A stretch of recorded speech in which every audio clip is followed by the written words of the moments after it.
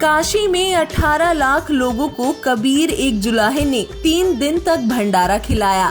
वही कार्य अब हरियाणा के एक संत दोहराने जा रहे हैं। क्या आपको ये विश्वास करने योग्य बात नहीं लग रही? लेकिन ये वास्तविकता बनने जा रही है। आज आपको बताएंगे इससे जुड़ी पूरी जानकारी। जगत गुरु तत्वदर्शी संत रामपाल जी महाराज जी विश्व प्रसिद्ध परोपकारी संत हैं। संत रामपाल जी सच्चे आध्यात्मिक संत तो हैं ही, साथ ही अपने समाज सुधार के कार्यों के कारण भी जगत प्रसिद्ध हैं। उनके लाखों अनुयायी हैं। संत रामपाल जी कबीर परमेश्वर जी के 13वें पंथ के संत और वर्तमान सदगुरु हैं। भारत में संत रामपाल जी के 9 सतलोक आश्रम हैं। ये आश्रम आध्यात्मिक ज्ञान की खान है।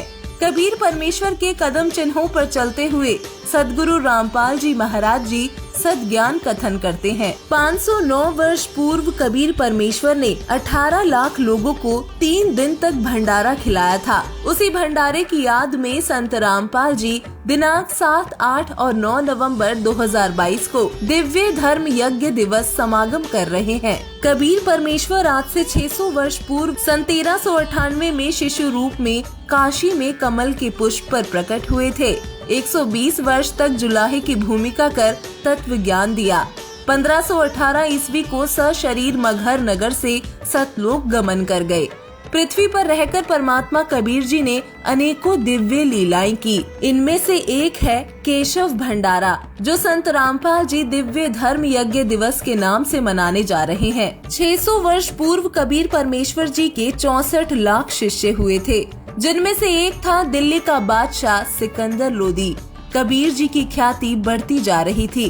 सिकंदर लोदी का मुस्लिम धार्मिक गुरु शेख तकी कबीर जी से बहुत ईर्ष्या करता था। उसने कबीर परमेश्वर जी को मिटाने के लिए 52 बार प्रयत्न किए। परमेश्वर की समर्थ था कि आगे शेख तकी के सभी षड्यंत्र विफल हुए। शेख तकी कबीर जी के परमेश्वर होने की सच्चाई स्वीकार नहीं कर पा रहा था। कबीर परमेश्वर तीर की भांति दिल को छू जाने वाले ज्ञान को फैला रहे थे। धार्मिक लोग कर्म कांड से दूर जाने लगे थे। काशी के पंडितों और काजियों की कमाई का जरिया खत्म हो रहा था। शेख तकी ने इसे भांप लिया था।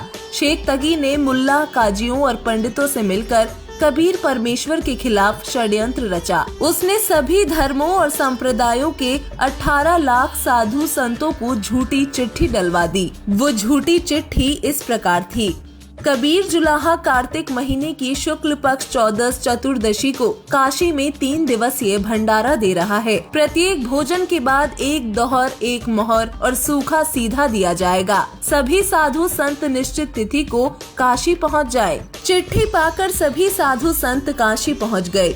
रविदास जी नित्य कर्म से निवृत्त होकर जंगल से लौट रहे थे। साधु संतों का बड़ा जमावड़ा लगा था।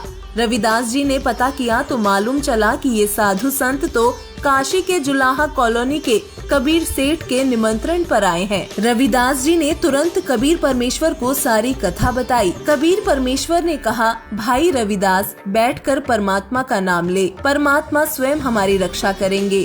कबीर परमेश्वर ने 2 रूप बनाए।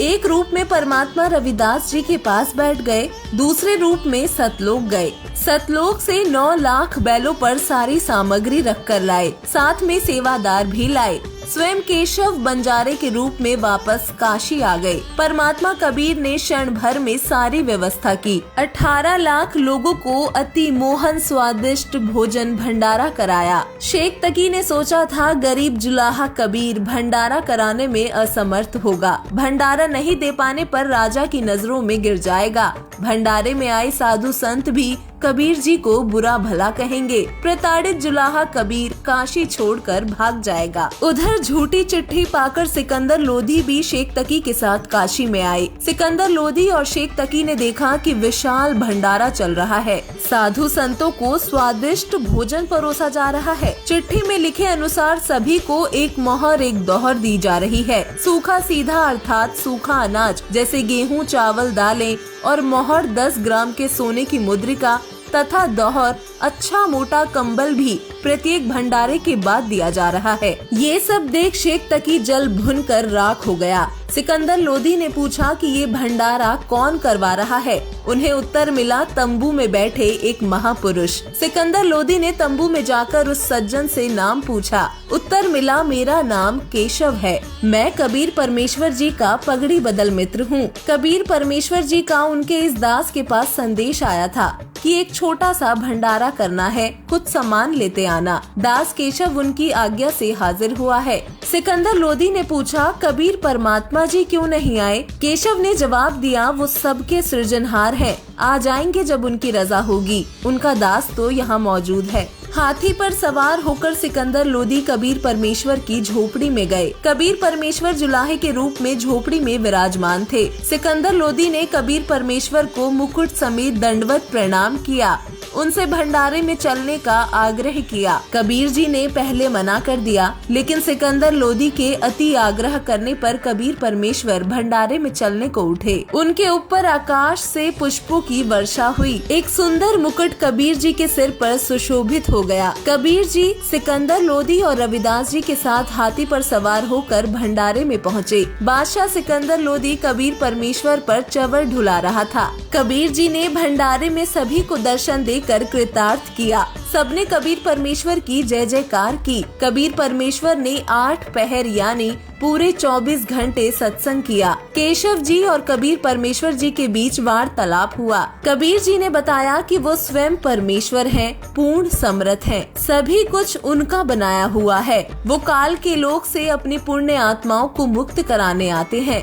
नाम दीक्षा देकर मर्यादा में रहकर सद्भक्ति करने की आज्ञा देते हैं। विशाल दिव्य धर्म यज्ञ के माध्यम से सद्ज्ञान दिया। वहाँ उपस्थित अनेकों पुण्य आत्माओं ने नाम दीक्षा ली। भंडारे में आए लोगों ने देखा कि जो बैल सतलोक से आए थे, जाते समय वो पृथ्वी से 6 इंच ऊपर चल रहे थे। अंत में सभी 9 लाख बैल चले गए। सिकंदर लोदी ने पूछा, हे केशव, आपके सारे साथी चले गए, आप रह गए। क्षण भर में सिकंदर लोदी ने देखा केशव जी कबीर परमेश्वर के शरीर में समा गए। सिकंदर लोदी कबीर परमेश्वर जी की सारी लीला जान गए। उन्होंने अनंत ब्रह्मांडों के मालिक कबीर परमेश्वर को नमन किया। कहते हैं इतिहास अपने आप को दोहराता है। 509 वर्ष पूर्व कबीर परमेश्वर जी ने काशी में 18 लाख साधु संतों को भंडारा दिया था। वही भंडारा अब सदगुरु रामपाल जी 9 स्थानों पर दे रहे हैं। संत गरीबदास जी महाराज की अमृतवाणी का 3 दिवसीय अखंड पाठ हो रहा है। समागम में आने वाले श्रद्धालुओं के लिए 24 घंटे भंडारा चलता रहेगा। जलेबी और लड्डू का प्रसाद तैयार हो रहा है। श्रद्धालुओं के लिए संत रामपाल जी महाराज जी के सत्संग भी चलाए जाएंगे। विशाल समागम में संत रामपाल जी महाराज दहेज मुक्त रमैणी विवाह करा रहे हैं। हजारों जोड़ों का विवाह गुरुवाणी रमैणी सुनकर मात्र 17 मिनट में संपन्न होगा। अनेकों श्रद्धालु सदगुरु रामपाल जी महाराज जी से नाम दीक्षा लेंगे तथा जीवन पर्यंत सद्भक्ति करके भव सागर से पार उतरेंगे। आजीवन व्यसन और कुरीतियों से परहेज करने का संकल्प लेंगे। दिव्य धर्म यज्ञ दिवस में विशाल रक्तदान शिविर का भी आयोजन होगा। हजारों लोग रक्तदान करेंगे। देहदान पंजीकरण शिविर में भक्त देहदान करने का संकल्प करेंगे। सतलोक आश्रम शामली उत्तर प्रदेश से 9 नवंबर 2022 को सुबह 9:15 से विशेष सत्संग का लाइव प्रसारण साधना और पॉपकॉर्न टीवी पर किया जाएगा। संत रामपाल जी महाराज जी के हजारों लाखों अनुयायी देश विदेश से अपने निकटतम सतलोक आश्रम पहुंचेंगे। आप सभी दिव्य धर्म यज्ञ दिवस पर सादर आमंत्रित हैं। भंडारे में जरूर आइए ताकि परमात्मा से आपका भी साक्षात्कार हो जाए।